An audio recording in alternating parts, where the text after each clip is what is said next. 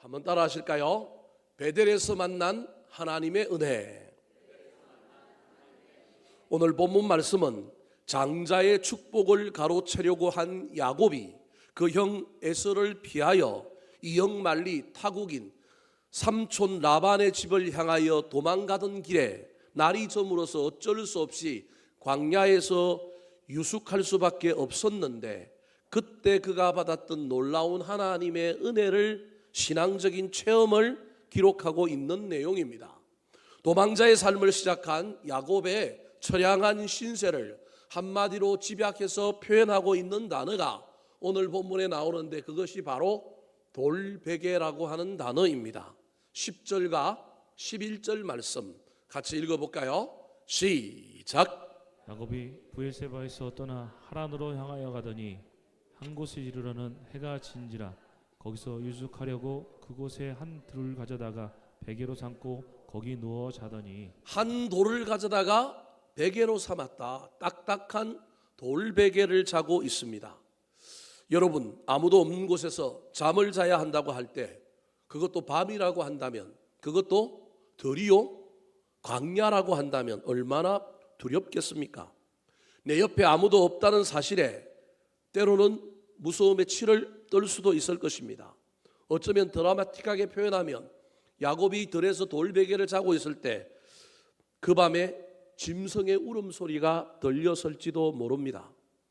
야곱이 베고 잔 이 돌베개는 단순한 돌을 넘어서 두려움의 돌베개요, 불안의 돌베개요, 고독과 외로움의 돌베개라고 할 수 있습니다. 욕심 부리다가 자기 인생을 자기 힘으로 살아보려고 애를 쓰다가 목숨이 위태하여 그 목숨을 건지려고 이제 가족을 떠나서 먼 타국으로 가고 있는, 정말로 안타까운 인생을 잘 표현하고 있는 단어가 돌베개라고 할 수 있습니다. 고난과 외로움의 돌베개. 하지만 그것은 그냥 고난만은 아니었습니다. 그 고난의 현장에 하나님의 놀라운 은혜가 있었습니다. 그래서 우리 그리스도인들은 고난받는 것만으로만 끝나면 안 됩니다. 고난 속에 은혜가 있어야 하고, 고난 속에 하나님을 만나야 합니다. 고난만 됐다 당하고 하나님 못 만난 인생이 제일 불쌍한 인생인 겁니다. 돌베개를 베고 자던 그 시각에, 그 자리에서 그가 누구를 만났느냐 하면 하나님을 만난 겁니다. 하나님을 만나서 놀라운 체험을 하고 놀라운 은혜를 얻게 됩니다.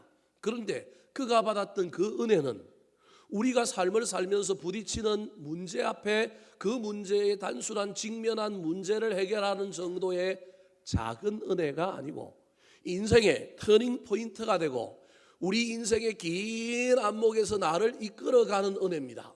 저는 오늘 본문에서 이 은혜에 주목하여 여러분에게 설교할 겁니다. 그리고 이 은혜를 제가 아무리 찾아봐도 특별한 용어가 없어서 저는 뭐라고 얘기하고 있느냐면 여러분에게 절대 은혜라고 표현하고 싶습니다. 우리 인생이 돈이 없고 병이 들고 어떤 문제 앞에 저와 여러분이 위기를 당하여 하나님 앞에 주여 은혜를 주십시오, 주여 복을 주십시오라고 하는 이 은혜와 이 복도 우리 인생에게 있어야 하지만, 예수를 믿는 저와 여러분에게는 그런 정도의 위로와 복을 넘어서서, 그런 정도의 은혜를 넘어서서 우리 인생 전체를 관통하고 내 인생을 이끌어가고 내 인생을 만들고 내 인생의 미래를 향한 하나님의 위대한 섭리와 경륜이 들어있는 더 큰 은혜를 누가 받아야 하느냐 하면 저와 여러분이 받아야 하는 겁니다. 우리는 너무 작은 은혜, 순간순간의 은혜, 우리 인생의 위기와 우리 인생의 문제를 넘어가는 그러한 은혜와 복에 너무 빠져 있어서 그거 말고도 더 큰 은혜, 내 인생 전체를 관통하고 하나님께서 나를 향하여 품고 있는 뜻이 있고 나로 말미암아 그렇게 살기를 원하시는 하나님의 놀라운 은혜와 복이 있다라는 것을 잊어버리고 살 때가 얼마나 많은지 모릅니다. 특별히 내가 달라고 하지도 않았는데, 내가 하나님을 잘 섬긴 것도 아닌데, 오늘 본문의 야곱의 이야기 속에 나타나는 이 은혜는 야곱이 하나님께 달라고 안달복달 이 문제 해결해 주십시오 그러지도 않았는데 우리 하나님께서 그의 인생에 찾아오셔서 단순한 위기를 모면하고 그 순간의 문제를 해결하는 은혜와 복이 아니라 그 인생을 꿰뚫고 지나가고 그 인생을 간통하는 놀라운 은혜를 누구한테 주셨느냐 하면 야곱에게 주신 거예요. 근데 야곱은 몰라요. 모를 뿐만 아니라 어떻게 해석하고 있느냐, 와, 내가 외로운데 하나님 찾아와서 나를 뭐 해주셨네? 위로해 주셨네. 욕심 덩어리로 자기 인생을 자기 힘으로 살아감에도 불구하고 자기가 가는 길이 틀린 줄도 모르고 가는 길에 하나님이 자기를 만나 주심으로 말미암아 그래도 내 방향이 옳네, 내 방향이 옳구나, 아, 하나님이 나를 응원하고 뭐하는구나, 지지하는구나 정도로 이해한 것이 오늘 본문에 나오는 이 야곱이 경험한 절대 은혜라는 것입니다. 사랑하는 성도 여러분, 저는 우리 교인들이 우리 인생의 시마다 때마다 필요한 은혜와 복, 위기를 넘기고 순간순간 선택하고 문제를 해결하는 것뿐만 아니라 우리 인생을 꿰뚫고 지나가는, 내 인생을 만들어가는 그 하나님의 놀라운 절대 은혜가 이 가을에 저와 여러분에게, 올해가 아니더라도 빠른 시일 내에 저와 여러분에게 발견되어지기를 원합니다. 아직 받지 못한 사람은 야곱에게 주셨던 그 은혜를 하나님 나한테도 주옵소서. 받았는데 야곱도 몰랐다니까요. 모르는 것처럼 우리가 모르고 지나간다 하면 하나님, 내 귀가 열리고 내 영의 눈이 열리고 내 마음이 열려서 나를 꿰뚫고 지나가는 하나님의 은혜, 내 인생 전체를 통하여 우리 하나님이 원하시고자 하는 그 놀라운 은혜가 발견되게 도와주시옵소서. 기도하며 나아갔으면 좋겠습니다. 사랑하는 성도 여러분, 고단한 돌베개의 인생 가운데 야곱이 경험했던 하나님의 은혜는 절대적인 은혜였지만 야곱은 깨닫지 못했습니다. 그냥 한순간 하나님이 오셔서 돌베개 베고자 하는 나에게 팔베개를 대신하여 주므로 내가 고단한 인생길에서 잠시 잠깐 위로를 얻고 광야의 노숙길에서 다시금 희망과 소망을 얻어서 삼촌 라반의 집을 향하여 걸어가는데 잠시 잠깐 나에게 힘이 되었던 은혜 정도라고 받아들였지만 오늘 본문에 나오는 우리 하나님께서 야곱에게 주셨던 이 놀라운 은혜는 평생 누구를 꿰뚫고 지나가느냐 하면 야곱을 꿰뚫고 지나가고, 야곱도 모르는 사이에 하나님께서 이 은혜를 통하여 야곱을 빚어가시고 야곱을 만들어 가실 뿐만 아니라 훗날 야곱이 나중에서야 이 은혜를 깨닫고 드디어 하나님의 은혜 속에 야곱에서 이스라엘로 바뀌고 기도하지 않는 자가 야복강에서 기도하는 자로 바뀌는 그 은혜가 이루어지는 것을 본인이 스스로 깨닫게 됩니다. 오늘 본문 말씀을 통하여 야곱의 이러한 영적인 여정 속에 저와 여러분도 베델에서 하나님의 은혜를 받기를 사모하며 도대체 이 야곱이 베델에서 어떤 은혜를 받았으며 그 은혜가 그의 인생 가운데 어떤 의미가 있는지를 살펴볼 때 우리도 큰 은혜 받아서 그 인생을 살아내게 되기를 예수님의 이름으로 축원합니다. 자, 그렇다면 베델에서 만난 하나님의 은혜, 어떤 은혜일까요? 첫 번째입니다. 따라 하시겠습니다. 먼저 찾아오시는 임재의 은혜. 오늘 본문 말씀을 보면 형을 피하여 도망다닌 고단한 인생이 되었고 돌베개를 베고자 하는 참으로 어려운 인생이 되었음에도 불구하고 야곱은 하나님을 찾지 않습니다. 엄격히 말하면 믿음 안에 있었지만 하나님을 인격적으로 만나지 못한 사람이 야곱이라고 할 수 있습니다. 그는 비록 그의 할아버지 아브라함을 봤습니다. 나이를 계산해 보면 야곱이 살았을 때 누가 살아있느냐 하면 아브라함이 살아있어요. 뿐만 아니라 아버지 이삭을 통하여 그의 어머니 리브가를 통하여 그가 태어날 때 복중에서 어떤 일이 있었으며 그때 하나님께서 어떤 언약의 메시지를 주셨는지 약속의 말씀도 들었습니다. 하지만 그가 들었던 건 귀로 듣고 이쪽 귀로 나가버린 것이지 마음에 새겨진 것은 아닙니다. 그래서 주님에 대하여 하나님에 대하여 듣기는 했지만 알지는 못한 사람이 누구냐면 야곱이라고 할 수 있습니다. 하나님을 만난 적이 없기에 그는 하나님을 제대로 알지 못하기에 인생의 고비마다 인생의 문제가 있을 때마다 하나님께 찾아와서 기도하는 법을 몰랐습니다. 오로지 내 경험, 내 힘, 내 능력으로 자기 인생을 헤쳐가는 사람이었습니다.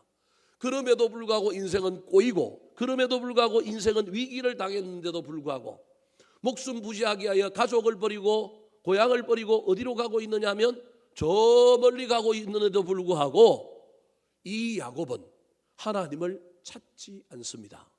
그런 하나님을 누가 찾아오셨느냐 하면, 그런 야곱을 누가 찾아오셨느냐 하면 하나님이 찾아오신 것입니다. 찾아오시는 것이 하나님의 은혜입니다. 우리는 우리가 찾는다고 착각합니다. 내가 구하고 내가 만나고자 하면 하나님 만날 수 있다고 생각합니다. 그런데 찾아오시는 것이 은혜입니다. 내가 누군가를 찾아가면 나는 그 찾아간 사람에게 뭘 달라고 해야 되고 뭘 요청해야 되는데 그분이 준비가 안 돼 있을 수 있어요. 근데 그분이 나한테 찾아오면 뭘 준비를 다 해오셔요. 봉투를 들고 오고 할 말을 준비해 오고 나한테 무슨 생각이 있어서 오신 거기 때문에 찾아오시는 은혜가 찾아가는 은혜보다 훨씬 더 큰 은혜일 수 있습니다. 믿음의 조상 아브라함이 자기 아버지와 함께 갈대아 우르에 살고 있을 때 누가 찾아오셨느냐 하면 하나님이 찾아오셨습니다. 그때 아브라함에게 무슨 은혜를 주셨느냐 하면 오늘 야곱에게 임한 절대 은혜를 주셨습니다.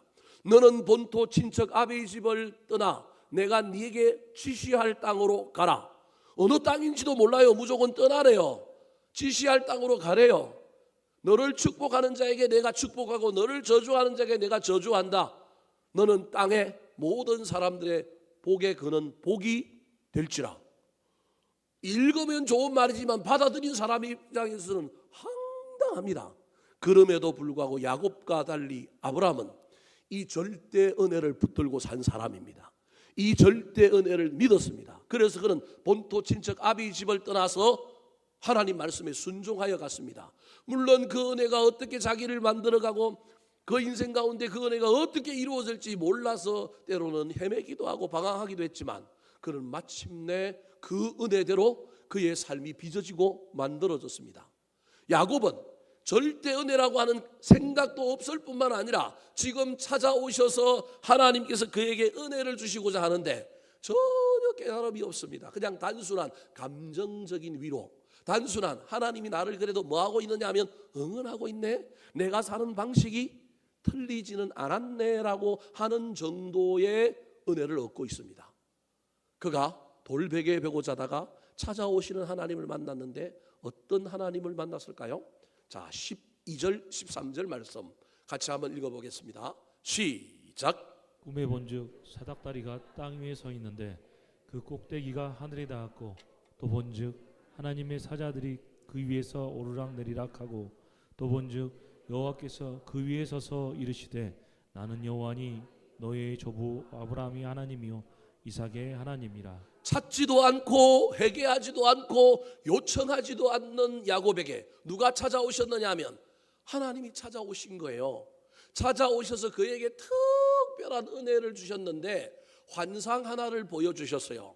12절과 13절에 보면 반복되는 단어가 본적이라고 하는 단어입니다. 히브리어로는 힌네라고 하는 단어인데 이건 성경에서 가장 중요할 때 쓰는 단어입니다. 군대 용어로 치면 주목, 여기 쳐다봐, 그런 말이 힌네라고 하는 단어입니다. 근데 저건 야곱이 자기 스스로 봤다라는 말이잖아요. 누구 보고 야 집중해서 여기 봐 이런 말이 아니잖아요. 그럼에도 불구하고 저기 힌네라고 하는 주목이라고 하는 단어가 쓰여진 것은 자기가 환상 가운데 너무 놀래갖고 야야야 저기 봐봐 저거 뭐야? 자기 스스로 자기를 뭐하고 있느냐 하면 주목시키고 있는 장면입니다. 그래서 단순히 눈을 열어서 봤다라는 의미가 아니라 너무너무 놀래갖고 자기 스스로를 주목시켜서 보고 있는 환상이에요. 그 환상에 세 가지가 나오는데 첫 번째가 뭐냐 하면 사닥다리가 나왔어요. 두 번째가 뭐냐 하면 그 사닥다리 위에 하나님의 사자들 즉 천사들이 오르락 내리락 하는 것을 봤어요. 세 번째 그 사닥다리 위에 누가 있는 것을 보았느냐 하면 여호와께서 그 위에 딱 서 있는 것을 봤어요. 여러분 이 환상이 뭘까요? 찾아오지도 않고 회개하지도 않고 구하지도 않는 인생, 자기가 신이요 자기가 주인인 이 야곱에게 하나님은 절대 은혜를 주어서 그 은혜로 그를 간통하고 그를 빚어가고 그를 만들어가기를 원하시는데 이게 주인 자리를 여전히 내어놓고 있지 않는 이 야곱에게 하나님께서 그를 변화시켜서 은혜를 베풀어 주신 거예요. 체험을 주신 거예요. 사닥다리는 뭐냐 하면 하늘과 이 땅의 연결다리입니다. 야곱은 사닥다리가 없는 사람입니다. 오늘날 신앙생활을 하면서 저 사다리를 가지고 있지 않은 수많은 그리스도인들이 있습니다. 뭐만 바라보고 사느냐 하면 땅만 바라보고 삽니다. 하늘과 연결할 사닥다리가 필요 없는 사람입니다. 연결할 필요가 없어요. 왜냐하면 내 힘과 내 능력으로 내 인생 이 땅에서 내가 다 살 수 있으니 하늘과 연결되어야 될 필요가 없는 겁니다. 굳이 연결되려면 사닥다리 언제 필요하냐면 나 죽을 때만 필요합니다. 살아생전에는 사닥다리가 필요 없는 수많은 그리스도인들이 오늘날에 존재해요. 근데 야곱이 그런 사람이라는 거예요. 믿음의 가정에 있어서 죽으면 믿음의 유산에 따라 천국에는 가겠는데 그 사닥다리 그때만 필요하지. 지금 현재 내 삶에서 땅의 문제를 가지고 하늘과 연결하여 하늘과 의논하고 하늘의 뜻을 구하고 하나님의 음성을 듣는 연결된 사닥다리가 없는 사람이 누구냐면 바로 야곱인 거예요. 그 사닥다리 위에 천사가 오르락 내리락 하는 것은 땅의 성도들의 기도를 그 사닥다리를 통하여 하늘로 올려주고 하늘의 복과 은혜와 응답을 그 사닥다리를 통하여 내려보내주는 역할을 한다는 의미가 저 안에 있는 거예요. 다르게 얘기하면 하나님을 찾고 기도하고 내 소원을 하나님께 올려드리는 사닥다리, 그 사닥다리를 통하여 하늘의 놀라운 복과 은혜와 뜻이 내려오는 이야기, 더 나아가서 그 사닥다리 위에 하나님이 계신 것을 딱 보여주므로 세상의 주인은 누구라고요? 하나님이다. 절대 주권을 가지신 분이 누구냐 하면 하나님이다라고 하는 것을 누구에게 가르쳐주고 싶은 거예요? 야곱에게 가르쳐주고 싶은 거예요. 야곱이 저걸 알까요? 모를까요? 몰라요. 그냥 야 신기한 것 봤다. 난 딴 사람보다 신기한 걸 뭐 한 거예요? 본 사람. 저 사닥다리가 신약에 오면 누굴까요? 예수 그리스도입니다. 예수님이 제자들을 부를 때 나다나엘이라고 하는 제자를 부르면서 그에게 네가 나를 따라옴으로 말미암아 넌 앞으로 이런 일을 볼 거다. 그러면서 요한복음 51장에 1장 51절에 이런 이야기를 합니다. 같이 한번 읽어볼까요? 시작. 또 이르시되 진실로 진실로 너에게 이르노니 하늘이 열리고 하나님의 사자들이 인자 위에 오르락내리락 하는 것을 보리라 하시니라. 나다나엘 네가 나중에 이걸 볼 거다. 인자 위에, 인자가 누구냐면 예수님이에요. 예수님 위에 하나님의 사자들이 뭐 한다고요? 오르락내리락. 중보기도의 주인 되시는 중보자 되시는 예수 위에 하나님의 사자들이 오르락내리락 한 것을 너 나중에 보게 될 거다. 심오한 말을 나다나엘에게 해준 거예요. 저때 저 인자가 사닥다리란 말이에요. 사랑하는 성도 여러분, 여러분의 인생에 예수 그리스도라고 하는 사닥다리가 있습니까? 하늘과 연결된 사닥다리도 없은 채 믿음 안에 있노라고 하면서 오로지 땅만 바라보며 내 인생의 문제는 내가 해결한다, 내 경험과 내 지식으로 해결한다, 그렇게 생각하며 살고 있지는 않습니까? 사닥다리가 있음에도 불구하고 기도하지 않고 기도를 통하여 올려보내기만 할 뿐만 아니라 때로는 기도가 내려오는 것임을 알고 하나님의 뜻도 분별하고 은혜도 복도 받는 그 놀라운 기도의 능력을 체험하고 있습니까? 내 인생의 주인이 하나님이라고 하는 것을 인정하며 그 하나님의 주권하에 살려고 애를 쓰고 있습니까? 하나님은 야곱에게 이 은혜를 가르쳐주고 싶은 거예요. 최고의 은혜 중에 은혜가 바로 하나님의 주권과 내가 구원받은 사람이요 하나님이 나에게 기도의 통로를 열어놓았다는 것을 깨닫고 그것을 이용하는 사람인데 야곱은 그거 없이 자기 인생을 자기 힘으로 살아가는 거예요. 하나님이 야곱을 새롭게 바꾸고 싶은 거예요. 훗날 야곱이 야복강에서 자기 힘으로만 살다가 사닥다리 필요 없는 인생 살다가 드디어 뭘 가지게 돼요? 사닥다리를 가지게 된다니까요. 야복강에서 기도의 씨름을 하잖아요. 이때 이 사닥다리가 생긴 사람이에요. 그 전까지는 없는 사람이라니까요. 야곱이. 그때 드디어 하늘문이 열린 사람. 이 놀라운 이야기가 20년이 지나면서 이루어지는데 20년 동안 이 절대 은혜가 누굴 쫓아다니느냐 하면 야곱을 쫓아다니는 거예요.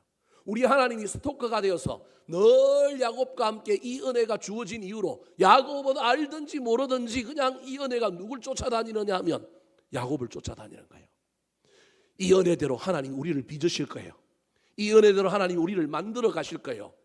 이런 은혜를 절대 절대 저와 여러분이 잊어버리면 안 되는데, 우리는 순간순간마다 생긴 문제를 해결하는 은혜, 순간순간마다 내 인생의 위급한 문제를 해결하는 은혜만으로 만족하고 신앙생활을 한다고 한다면 여러분 너무 억울하지 않을까요?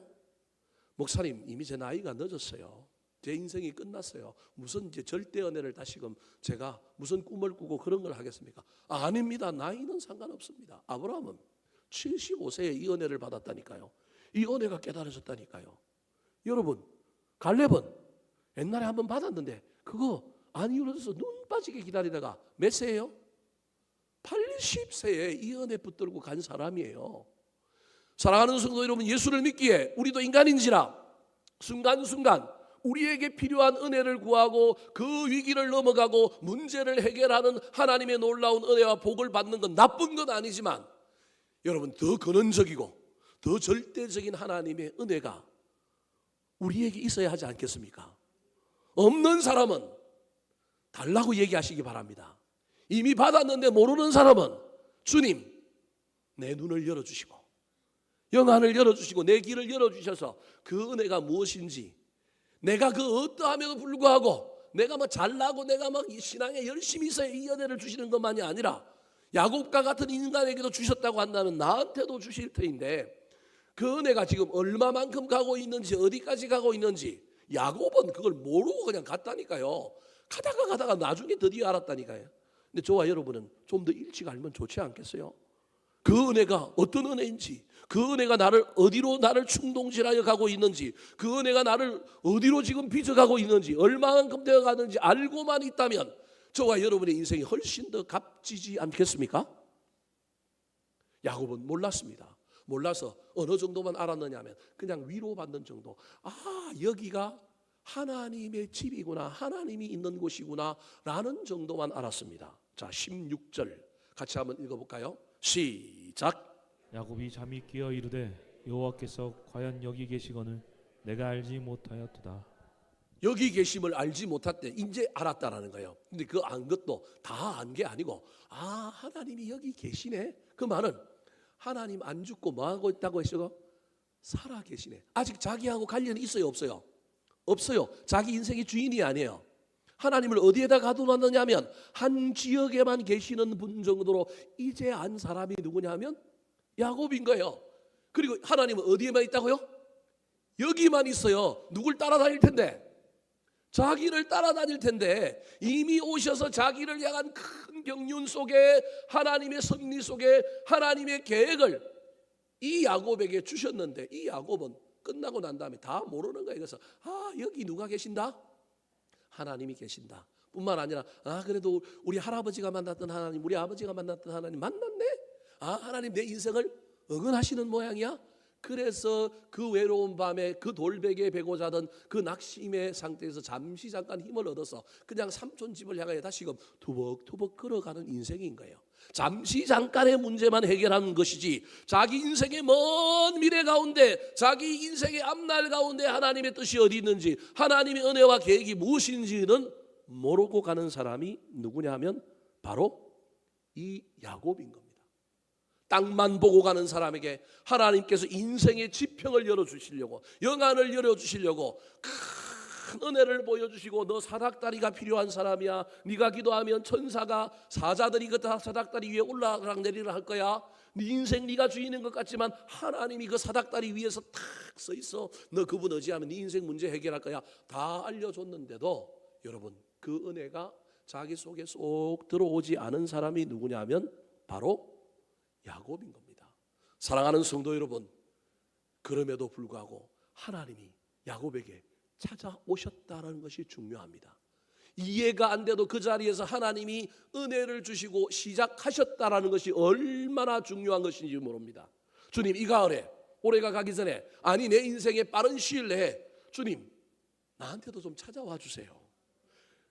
난 그래도 야곱보다 조금 낫지 않습니까? 하나님, 저 사기꾼, 저 욕심쟁이, 하나님 없는 사람보다 난 좀 낫지 않습니까? 나한테 찾아오셔서 하나님 나를 꿰뚫고 나를 간통하여 내 인생 전체를 통하여 하나님이 주시는 은혜, 하나님이 주시는 복은 무엇인지 알게 하여 주셔서 내가 빨리 정신 차리고 그 하나님의 은혜에, 그 하나님의 열심에 나도 좀 보태고 나아갈 수 있도록 도와주십시오. 기도하며 나아가는 저와 여러분이 되기를 예수님의 이름으로 축원합니다. 두 번째, 야곱이 베델에서 받았던 하나님의 은혜는 어떤 은혜일까요? 따라 하시겠습니다. 신실한 약속과 비전의 은혜. 야곱은 욕심쟁이인데다가 직선적인 사람이라서 하나님이 이렇게 신비한 은혜를 체험해 주면 그 은혜 속에 있는 것을 깨닫지 못하는 사람이에요. 아직 영적으로 성숙하지 아니하여서. 그래서 하나님이 하늘 사닥다리를 보여주시고 천사들이 오르락내리락 하는 거 보여주시고 하나님의 모습도 보여주심에도 불구하고 야곱이 전혀 깨닫지 못하는 거예요. 이게 자기 인생을 꿰뚫고 지나갈 절대적인 은혜요, 앞으로 자기 인생이 되어질 것이라고 하는 것을 모르는 이 야곱을 위하여 하나님이 두 번째 방법을 쓰셨습니다. 두 번째 방법이 뭐냐면 이제 보여주시는 것이 아니라 뭐 하실까요? 말씀하십니다. 무슨 말씀을 하셨을까요? 자, 13절, 14절 상반절, 14절 말씀 시작. 또 본즉 여호와께서 그 위에 서서 이르시되 나는 여호와니 너의 조부 아브라함의 하나님이요 이삭의 하나님이라. 내가 누워 있는 땅을 내가 너와 내 자손에게 주리니 내 자손이 땅의 티끌같이 되어 내가 서쪽과 동쪽과 북쪽과 남쪽으로 퍼져나갈지며 땅의 모든 족속이 너와 내 자손으로 말미암아 복을 받으리라. 또 본적 하나님께서 드디어 보여줘서만 안 되니까 직설적으로 이제 뭐 하시는 거예요? 말씀하시는 거예요. 하나님의 말씀의 내용이 뭐예요? 크게 두 가지예요. 하나는 네가 누워있는 이 땅을 너희 자손에게 줄 거라는 거예요. 네가 지금 형 피하여 도망가고 이 땅이 형의 땅인 것 같고 형이 장자라서 여기 있지만 아니야, 이 땅은 누구 땅이야? 너와 너의 후손의 땅이야. 특별히 네가 누워 있었던 이 북쪽 땅 누구한테 줄 거냐면 나한테 줄 거야. 여러분, 그래서 저 누워 있던 땅이 나중에 북쪽에 성전이 세워진다니까. 여로보암 때에 수가성 여인이 우리는 저 야곱의 산에서 예배했다라고 할 때가 저기가 거기 저긴 거예요. 여하튼 하나님께서 보여줘서도 은혜를 깨닫지 못하고 알지 못하니 이제 말하여 주는 거예요. 네가 누워있는 이 땅, 이 가나안 땅 너네 형 거 아니야? 네가 비록 도망가고 있지만 내가 돌아오게 해줄 거야. 그래서 너와 내 자손에게 줄 거야 라고 이야기하는 거예요. 뿐만 아니라 뭐라고 얘기하고 있냐면 내가 너한테 이렇게 땅을 주는 이유가 있는데 그 이유는 너의 할아버지 아브라함에게 주셨던 약속, 모든 족속이 너로 말미암아 뭘 받을 거라고요? 복을 받을 거다. 복의 근은 복이 되게 해주겠다고 하는 이 약속을 네가 이룰 거야. 하나님은 복을 주실 때 복만 주신 것이 아니라 복을 주신 이유까지 누구한테 알려주는 거예요? 야곱에게 알려주는 거예요. 여러분, 야곱이 이 이야기가 귀에 들릴까요? 마음에 새겨질까요? 자기 생각이 아직도 가득하고 자기의 목표가 가득 차 있기 때문에 하나님이 보여주셔도 깨닫지 못하고 말씀해 주셔도 모르는 거예요. 사랑하는 성도 여러분, 오늘도 하나님은 저와 여러분에게 말씀하십니다. 세상에 이렇게 TV만 터면 설교가 나오는 동네가 어디 있어요? 이렇게 수많은 설교 말씀이 전해지는데 그 말씀 중에 나를 사로잡고 내 마음을 뛰게 만들고 나의 열정과 나의 열심을 보태게 만드는 말씀, 새겨지는 말씀이 있어야 된다니까요. 이게 야곱이 우리에게 주는 교훈이라니까요. 하나님이 쇠가 빠지게 말씀해 주셨는데 그 말씀은 일로 들어와서 어디로 나가버려요? 일로 나가버려요. 그냥 야곱은 하나님 만났다, 나도 하나님의 백성이다, 하나님이 내 인생 응원하신다, 내가 가는 길 잘못되지 않았다, 이런 정도로만 받아 감정적으로 또는 전체적인 어떤 이미지적으로만 하나님을 받아들이는 거예요. 하나님은 구체적으로 약속을 주셨어요. 너 이 땅 네 자손에게 줄게. 너 돌아온다. 더 나아가서 너는 이거 받아갖고 복에 뭐가 될 거라요? 근원이 될 거라는 거예요. 여러분, 이 말은 뭐냐 하면 너의 후손들이 나중에 이스라엘이라는 나라가 되고 이스라엘이라고 하는 나라를 통하여 온 인류를 구원하는 것, 이게 구약의 때부터 하나님이 있었던 세계를 향한 하나님의 뜻이에요. 유대인들이 이걸 몰라요. 이스라엘 백성들이 이걸 몰랐어요. 그래서 나중에 신약에 예수님이 오셔서 복음이 전 세계에 퍼지는 이야기가, 신약에서 이루어지는 이야기는 구약에서부터 우리 주님의 계획인 거예요. 모르는 거예요. 깨닫지 못하니까. 들려오는 말씀이 로고스라고 한다면 그 로고스 말씀 중에 내 가슴을 울리고 나를 뛰게 만들고 나를 올인하게 만드는 레마의 말씀, 새겨지는 말씀이 저와 여러분에게 있어야 한다는 것을 잊어버리지 마시기 바랍니다. 사랑하는 성도 여러분, 하나님의 약속의 말씀은 반드시 이루어집니다. 그러므로 저와 여러분은 약속의 말씀을 붙들고 살아야 합니다. 특별히 그 약속의 말씀이 시마다 때마다 부딪힌 문제에도 주시기도 하지만 우리 인생 전체에 주신 하나님의 약속의 말씀이 있다는 사실을 기억하시기 바랍니다. 저는 목회할 때 하나님께로부터 이 절대적인 은혜를 받았기 때문에 저는 이 절대적인 은혜를 붙들고 지금도 달려갑니다. 때로는 저도 인간인지라 내면에서 욕심이 올라와서 나도 다른 목사들처럼 다르게 한번 욕심 한번 부려봐라고 하는 마음이 꿀떡같이 올라오지만 이 은혜가 일찍 깨달아졌기 때문에 저는 이 은혜를 붙들고 살아갑니다. 사랑하는 성도 여러분, 여러분에게 주어진 하나님의 약속의 말씀은 무슨 말씀입니까? 시마다 때마다 주시는 말씀뿐만 아니라 전 인생에 걸쳐서 하나님께서 나를 빚어가실 그 놀라운 약속의 말씀, 그것은 무엇입니까? 그 약속의 말씀은 반드시 이루어진다고 하는 사실을 기억하시기 바랍니다. 야곱은 이것도 모르고 20년을 지내다가 20년 다음에 하나님이 끝까지 그 은혜를 붙들고 쫓아다니다가 나중에 그 은혜로 그를 자꾸 빚어가시고 결정적인 사건들을 통하여 큰 은혜를 주셔서 그 은혜대로 만들어 가신 놀라운 일들을 누가 경험하느냐 하면 바로 야곱이 경험하게 되는 것입니다. 저와 여러분에게 절대적으로 나의 인생을 깨뚫고 지나가는 은혜는 무엇인지, 그 은혜 속에 하나님께서 나에게 주시는 약속의 말씀은 무엇인지를 이 가을에 우리 주님께 물어보고 깨달아서 그 약속의 말씀을 붙들고 갑시다. 약속의 말씀은 우리를 두렵게 하지 않습니다. 약속의 말씀은 이루어진다는 확신을 주십니다. 그 약속의 말씀을 붙들고 가면 외롭지 않습니다. 잠깐 방황하다가도 다시 붙들게 됩니다. 사랑하는 성도 여러분, 이 가을에 기도로 다시 씨름하셔서 우리 주님 앞에 주님, 내 인생 끝까지 나를 빚어가시고자 하는 하나님의 은혜, 하나님의 계획은 무엇입니까? 그 속에 나에게 주시는 내가 붙들어야 할 약속의 말씀은 무엇입니까? 물어보고 달려가는 저와 여러분 되기를 예수님의 이름으로 축원합니다.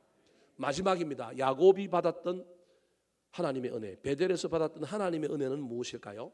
따라 하시겠습니다. 확실한 보호와 인도의 은혜.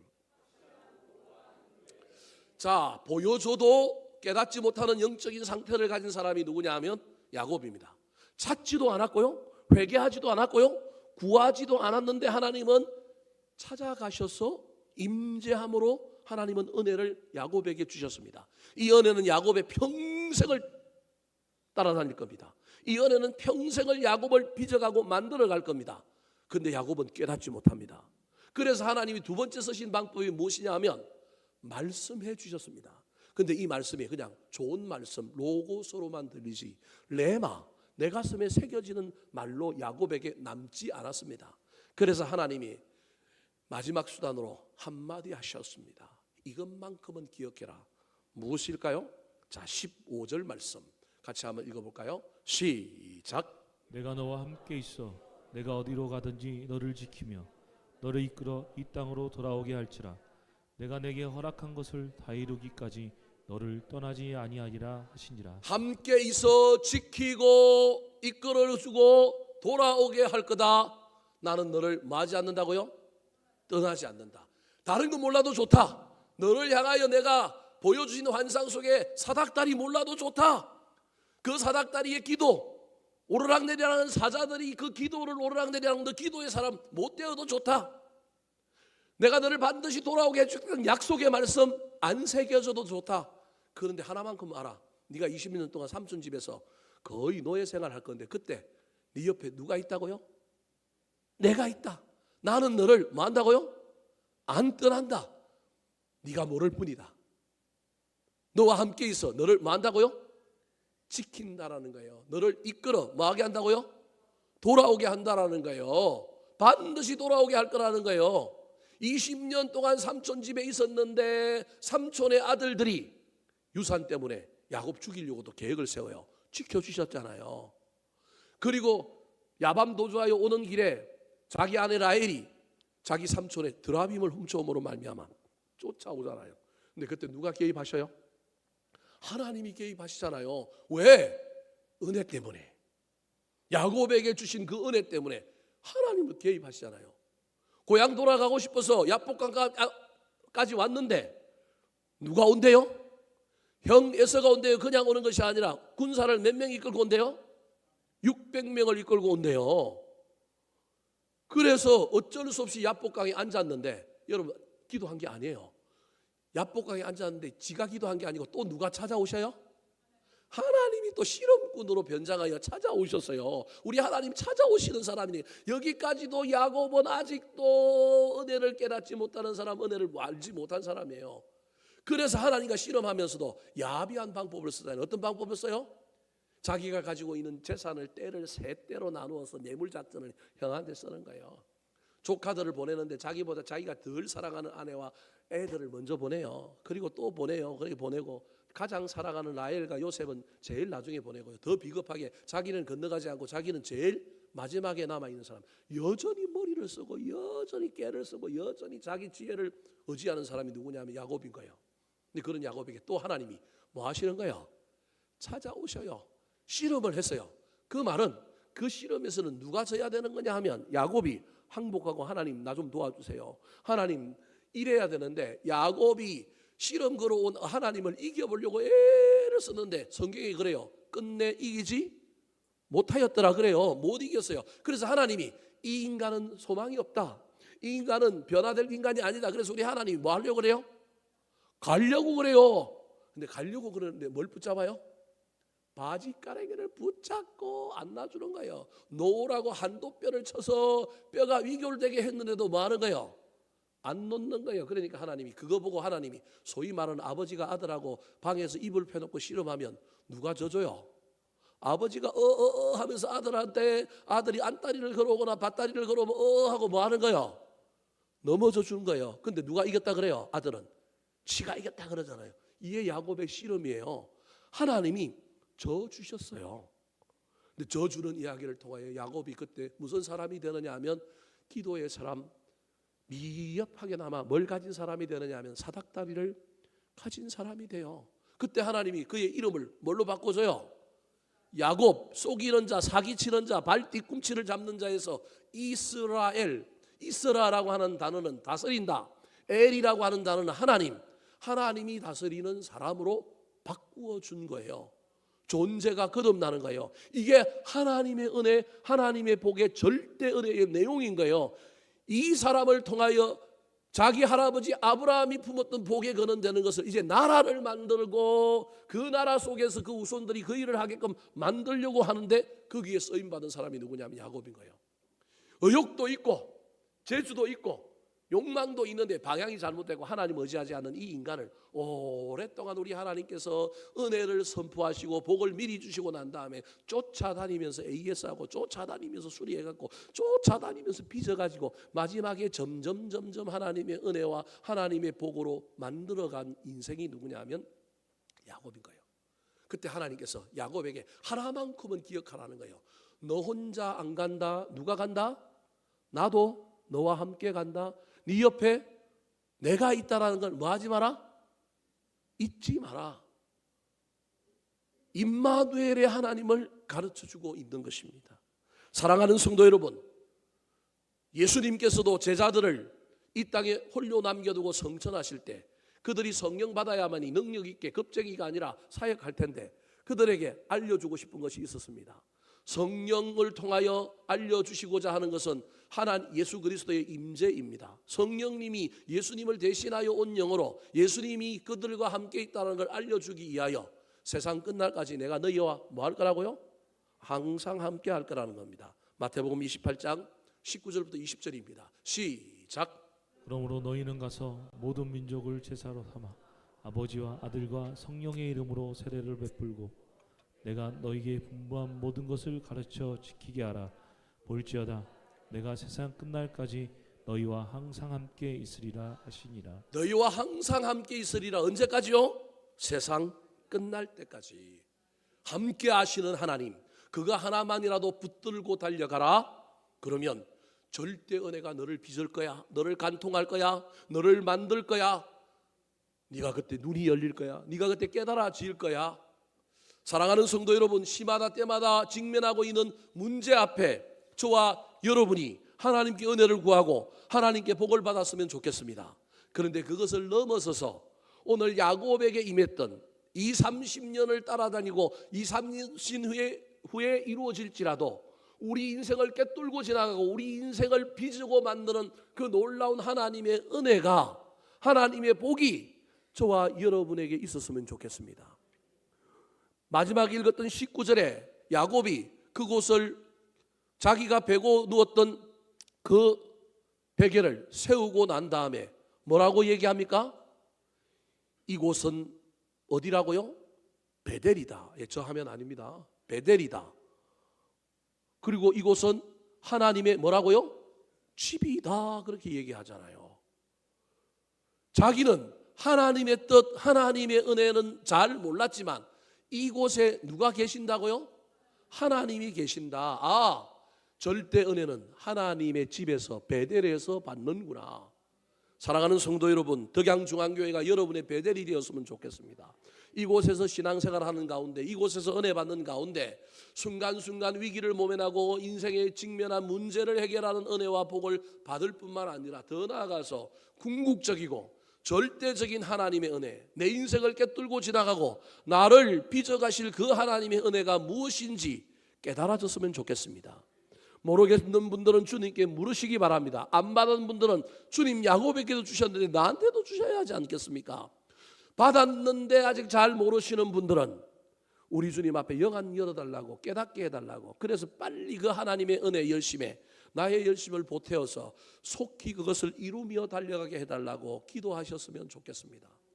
잘 모르겠거든 하나님 앞에 나아가 야곱에게 20년 동안 함께 하셨더니 야곱이 훗날 그 하나님의 뜻을 깨달은 것처럼, 그래서 그 은혜와 복을 받아 그가 야곱에서 이스라엘 된 것처럼 나도 임마누엘 하시는 하나님 모시고 열심히 실족하지 않고 달려가게 하여 주셔서 마침내 나도 야곱처럼 야곱에서 이스라엘 되는 놀라운 일들, 새롭게 만들어지고 새롭게 빚어지고 새롭게 하나님 앞에 서가는 아름다운 인생이 되게 해달라고 기도하며 이 가을을, 이 연말을 맞이하는 저와 여러분이 되기를 예수님의 이름으로 축원합니다.